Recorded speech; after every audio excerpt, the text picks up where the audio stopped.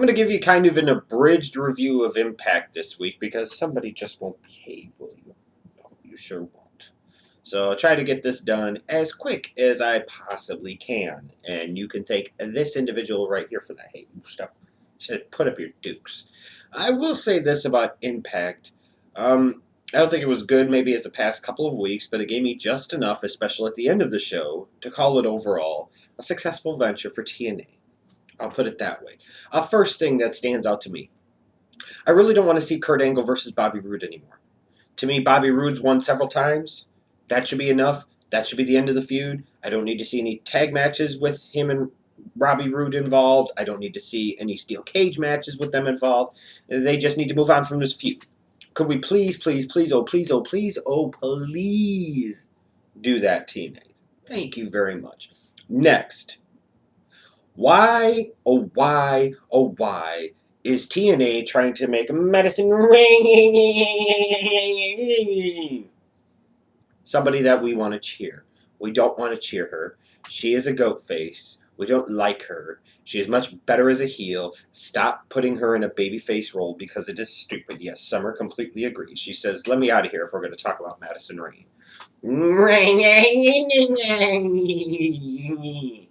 I'm sorry, Summer, but she is. She's got a bit of a goat face. She's got more of a goat face than Daniel Bryan does. Another thing that was interesting on this week's show was the way they featured Samuel Shaw. As I was thinking about it, as I was watching this week's show, I'm like, whatever happened to them doing anything with Samuel Shaw? And then there he was. It's kind of weird and creepy, and I'm kind of down with that. I want to see where they go with this because, this one thing TNA needs to do. They need any and every type of new personality or character they could possibly get their hands on. So if they could do things right with Samuel Shaw, maybe they got something there. I don't know. Like I said, it was kind of weird. It was kind of creepy, and it was designed to be that way. So if it was supposed to get over that way, it got over that way with me, so therefore I make it effective, if nothing else. The tag match between Roode and Storm versus Gunner and Angle, I'll say this. It was cool to see Beer Money back together again.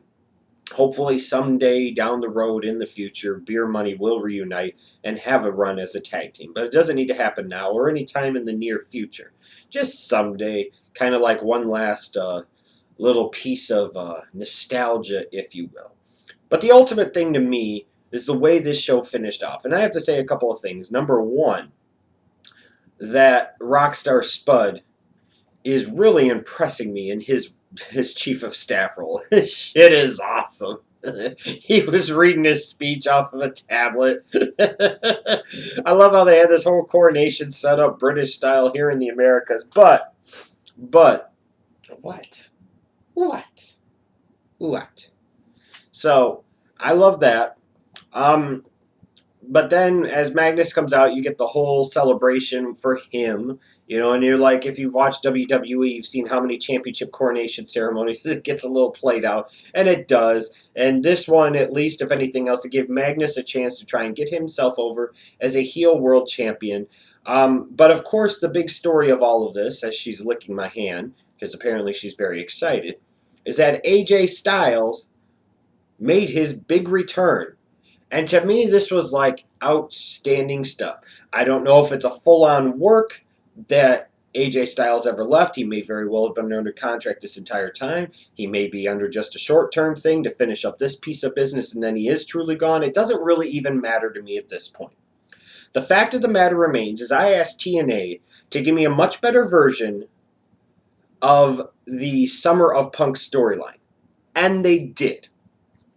They played it out longer. They did more to emphasize and make it feel like AJ Styles was really leaving the company with the world title. That's all I could really ask for. I wanted them to do it better. It didn't have to be perfect. It just had to be better. And since they are giving me better, I'm very, very pleased right now. Now, I am a little surprised. Would you sit still? I am a little surprised that they're going with this match next week, it sounds like, even though Genesis is 2 weeks away. Yeah, it doesn't make much sense to me either. It doesn't make much sense to me, but hey, it is what it is. At least we're getting it. At least we're getting Magnus versus AJ Styles. I love the way Magnus, You know, even though he's a heel, they're not making him out to be a chicken shit heel. He knew what Styles, was saying was right. So as a result, he wanted to make sure that he let everybody know that he's not afraid of anyone, that he is a champion of champions, and he feels confident that he's going to beat AJ Styles, and he needs to do it for himself as much as anything else. I thought this was really, really well done this week. For those of you that were wondering where the Dick Storm is, apparently he's off doing something and he'll be back next week, is what he reportedly tell me. I think he's very pissed off about the shenanigans and going on between Gunner and James Storm. Yeah. I was a little surprised, though, when Gunner tried to come out and use his briefcase. I'm surprised he didn't let him. He had already wrestled once. Why not? I'm just throwing that out there. Just throwing that out there. Now, are you going to let me record other videos, or are you just going to be a nuisance? So anyways, that's my thoughts on Impact this week. Not maybe overall as good of a show as the past couple of weeks, but you got the introduction of a new character. You got a storyline that I kind of wish was over by now, but it looks like it's going to still keep going. And, you know, the whole thing is we got the announcement that EC3 is going to take on Sting, it sounds like, at the pay-per-view, or the free pay-per-view, excuse me.